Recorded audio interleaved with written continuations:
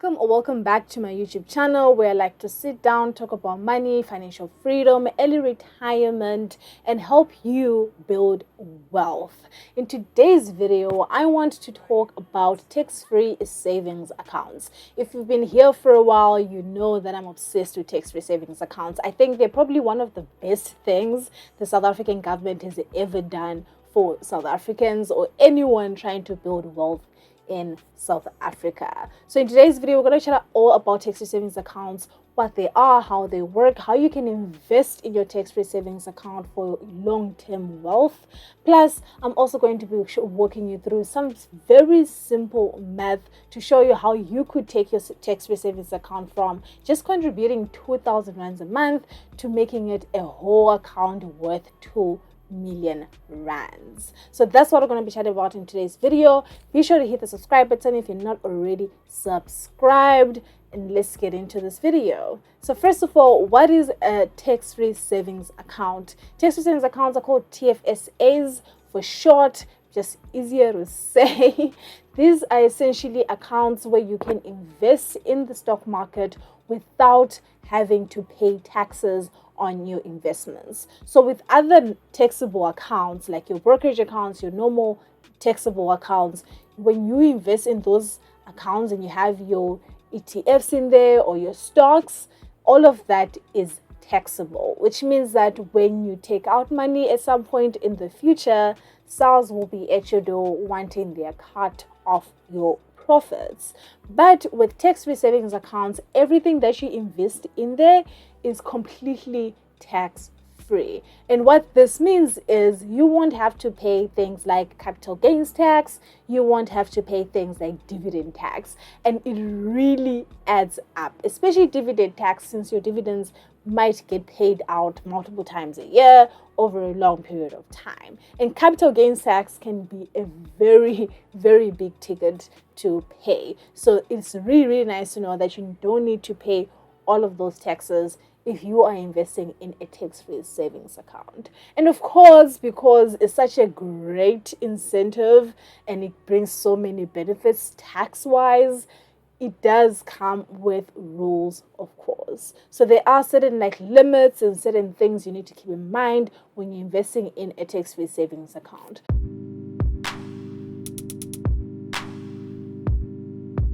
So the first thing is you can only invest up to 36,000 rands a year in a tax-free savings account. And that is quite a bit of money, but it's also not that much if you would like to be investing a lot more. But that limit exists basically so that people don't necessarily abuse those accounts, so that the rich don't just stash all their money in there and avoid paying taxes and things like that. So keep in mind that limit, because if you go over that 36,000 rands a year contribution limit, you will be taxed, and you'll be taxed at 40% of whatever amount is above that 36,000 rands that you're actually allowed to invest. So it's very, very important to keep in mind that limit as you invest. And a trick to kind of help you make sure that you stay within that limit is to set up debit orders for your tax-free savings account investments, right? So if you want to max it out and you know that in a year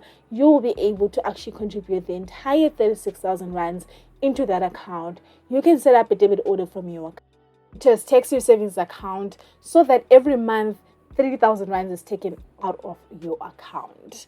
But again, guys, I also want to emphasize that even though you can invest up to 36,000 rands a year in a tax-free savings account, that doesn't mean that you have to. So if you don't have 36,000 rands every year to put aside to invest, you can invest less than that. So that means that even if you have 100 rands to invest, even if you have 1,000 rands to invest, you can still go ahead and open your tax-free savings account and actually invest.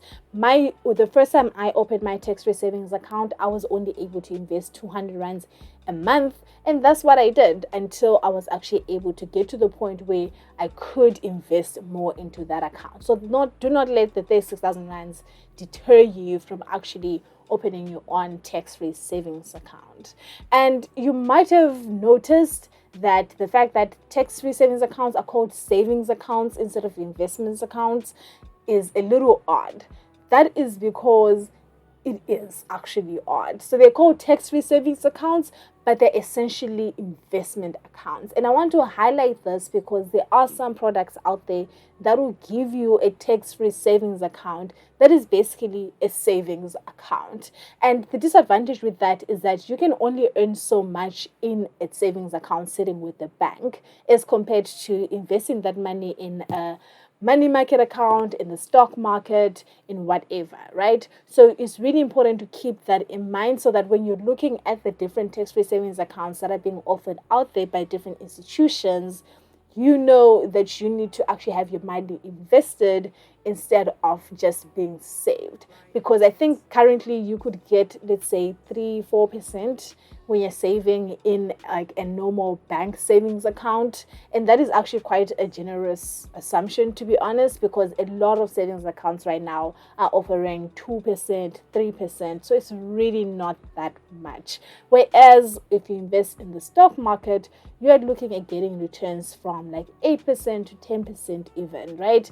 Obviously, depending on how the market performs during that time. But again, the idea with tax-free savings accounts is that they're a long-term account that you're going to hold, which means that you're not going to necessarily be tapping into those funds every time you need money, right? So that money is like locked away. You're letting it sit there for as long as possible. A lot of people use those accounts as an investment account as well. So that is how long term I am talking here. Yeah. So keep that in mind when you're scouting and looking for your own tax-free savings account. Another rule around tax-free savings accounts, on top of the 36,000 rands that you're allowed to invest every year, is that you're only allowed to invest 500,000 rands over your entire lifetime.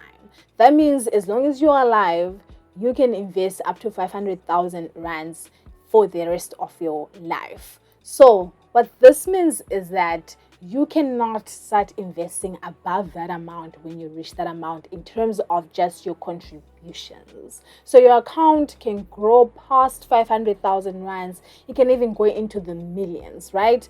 But you will only be allowed to contribute up to 500,000 rands. So important to just keep that in mind, that it's a contribution limit, not necessarily your account's values limit per se. So 36,000 rands a year and 500,000 rands in your entire lifetime. And another thing I like to really emphasize when I talk about tax-free savings accounts is how we should actually use them. So I've already spoken about how this is a long-term investment account for things like retirement, for things that are really like further down the line for you. So what this means is you can't use your tax-free savings account as your emergency fund. Well, technically you could, because no one will ever stop you from taking your money. But there are penalties that come with this, and it plays against your favor in the long run. So remember, with emergency funds, we want those savings to be there for us when we need them the most. So if my camera broke right now, if I needed to see a doctor because I'm sick and I needed the money, then my emergency fund would be what I would turn to. But with your tax-free savings account, because we want it to sit there for so long, we can't use it as our emergency account, because that means now we're putting money in and taking it out and putting money in and taking it out over time, because emergencies happen, life happens, right? So do not choose a tax-free savings account as your emergency fund, because once you put money in and then you take it out, you can't replace that same contribution. So that means that in a year, since the limit is 36,000 rands a year, if you put in 36,000 rands today, and then tomorrow your car breaks down and you need to take out 20,000 rands from that contribution, you can't go back again to your tax-free savings account and put 20,000 rands back in that year. You'd have to wait for the next financial year for you to be able to invest 36,000 rands again. So it really doesn't work out as your emergency fund.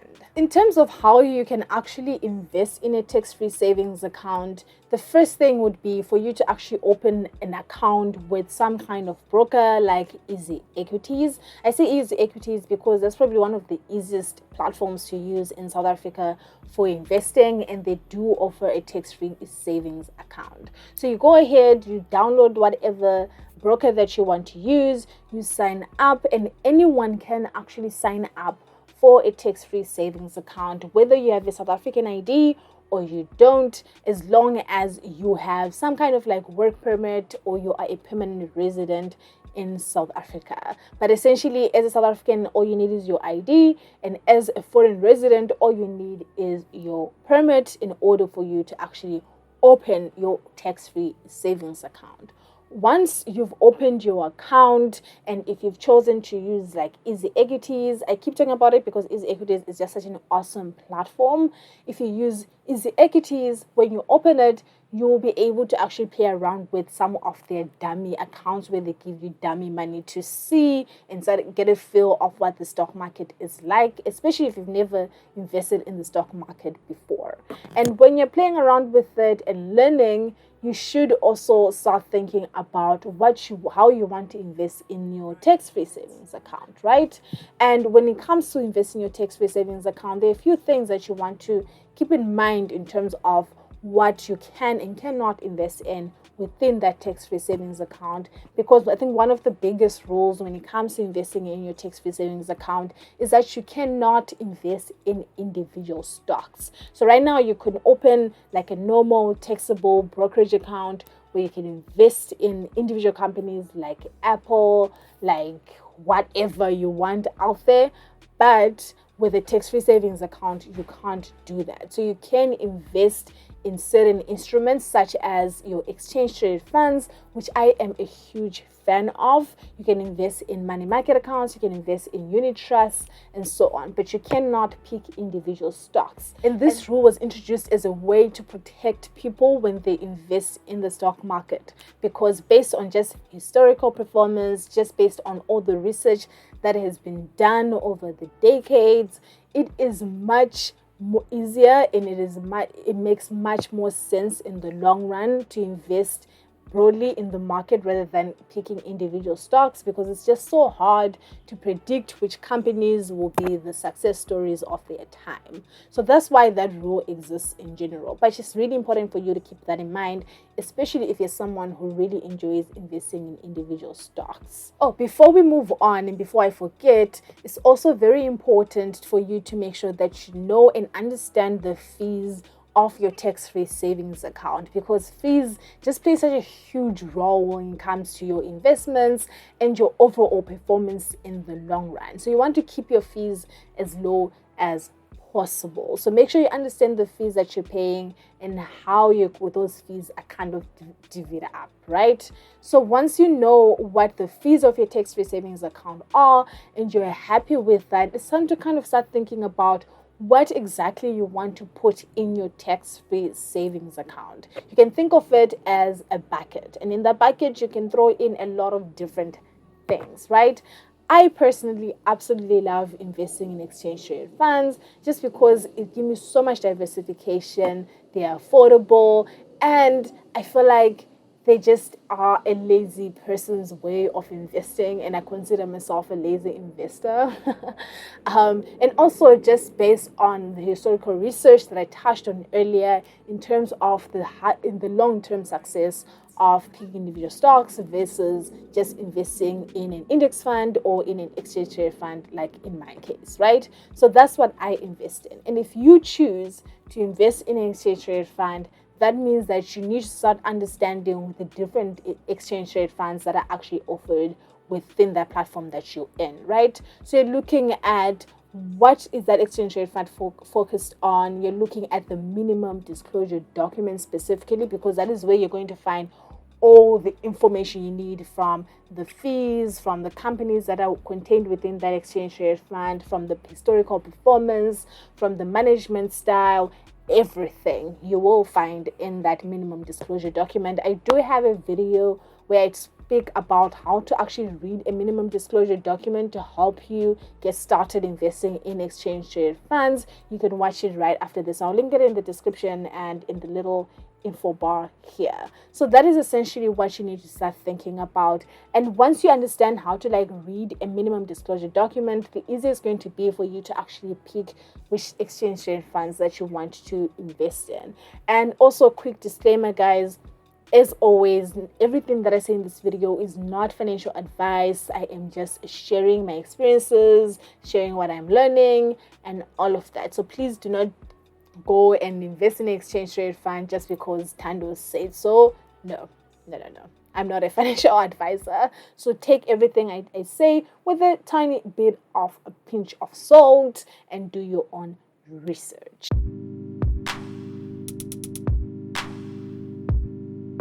Picking your investment is going to be the tricky part, but once you've actually picked what investments you want to go with or what ETFs you want to go with, then everything else is about setting up a system around that so that it's as easy as possible for you to enable your plan to succeed.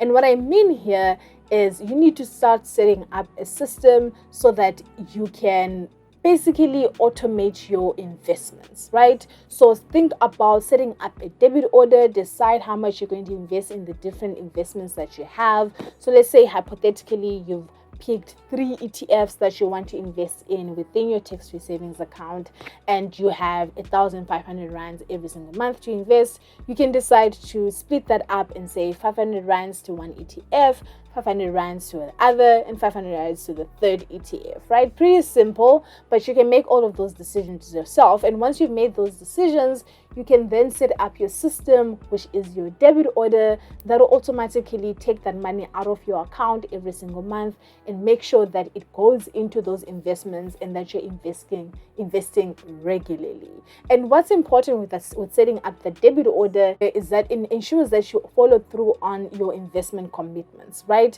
So by setting up a debit order, you ensure that you don't have to actively make that decision every month to invest, because there'll be some months where you don't necessarily feel like investing, but you still want to make sure that you're investing in those months, and automating it ensures that. So go ahead, make sure you set up debit orders for all your investments, and it'll change your life. You won't have to think about, oh, I need to put money away now, you know.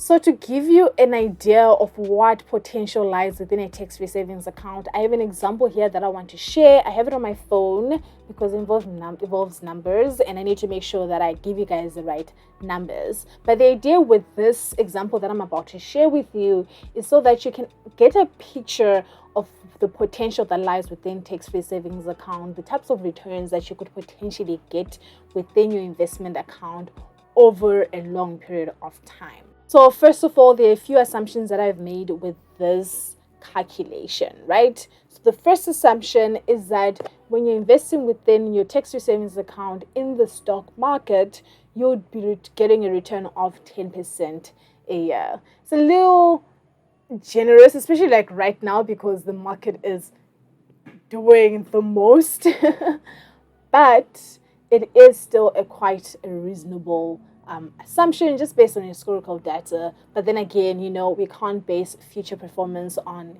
historical performance because no one knows what's going to happen in the future. So just keep that in mind as we go through the cycle.